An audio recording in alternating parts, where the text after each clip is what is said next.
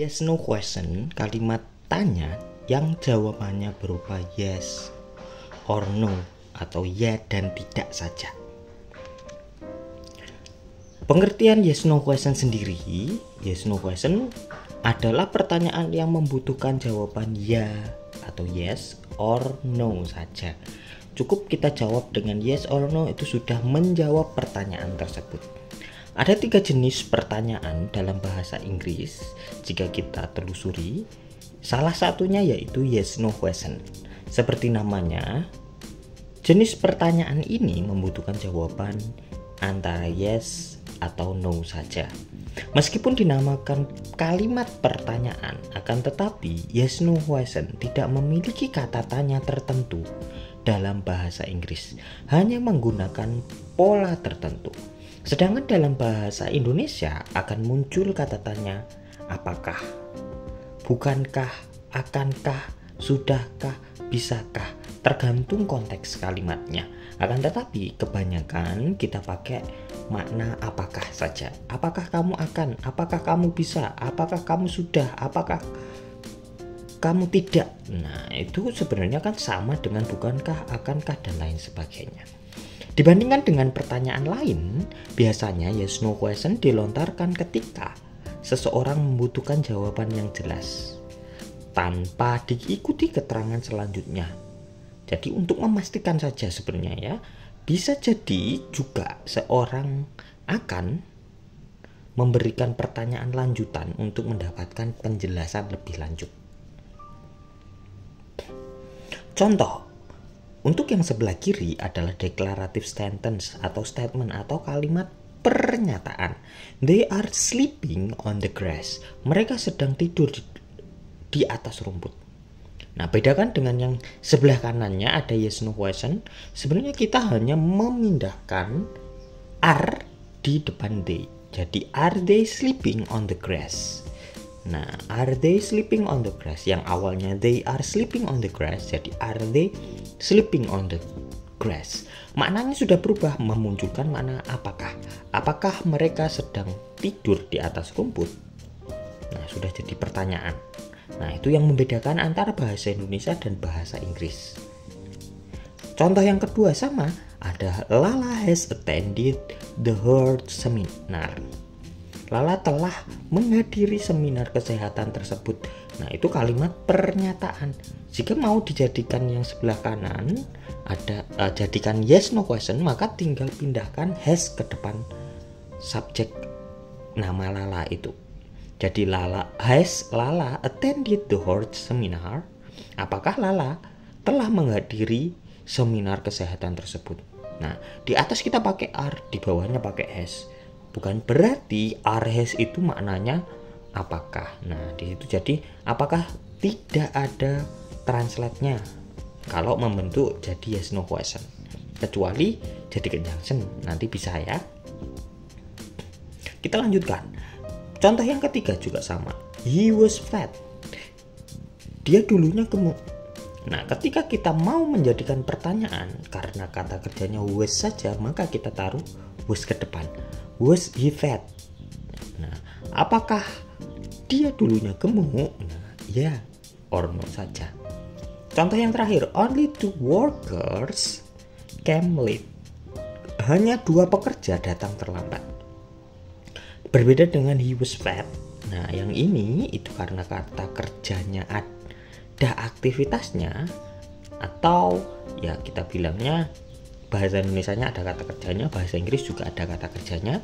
Maka dengan tenses ini kita harus memunculkan kata kerja did. Nah, khususnya ini ya, nanti ada juga beberapa, ada yang mirip dengan yang pertama dan kedua tadi. Nah, karena tenses ada berapa? Ada 16 tenses. Did only 2 workers come late? Nah, apakah juga maknanya? Apakah hanya 2 pekerja datang terlambat? Yes or no saja.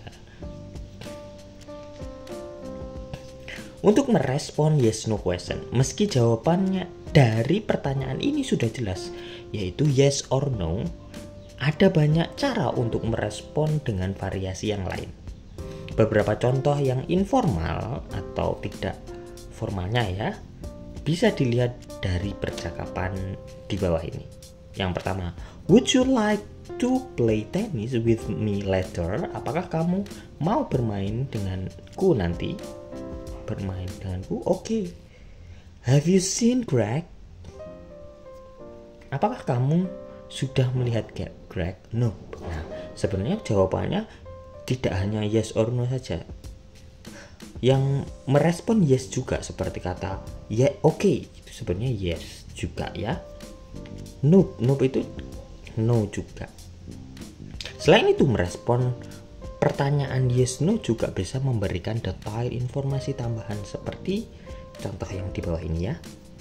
Can I grow potatoes in a pot? Bisakah saya menanam kentang di pot? Ya.